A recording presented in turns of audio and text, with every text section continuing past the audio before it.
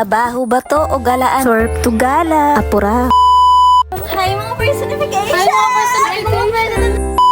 Ito nga pala yung sinasabi ni Sir na surf to sawa pero parang i-change ko na be. Surf to saya. Surf to gala. At samahan nyo nga kami ni Ate Farah nyo. At nandito nga kami sa lugar ng Balod. Tagalog ang mga vlogger na to.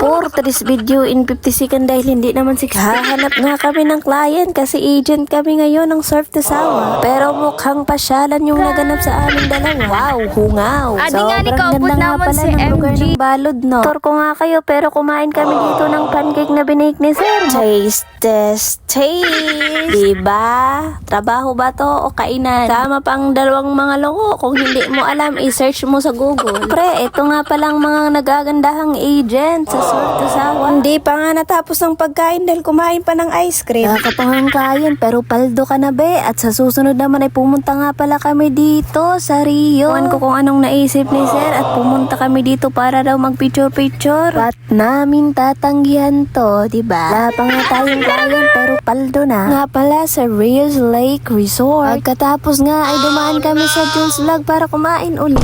Alaga naman ng sir nyo dito. Ang sahod pero pordoy na. Siyempre may nakilala tayong vlogger dito na si Kuya Jules. Po?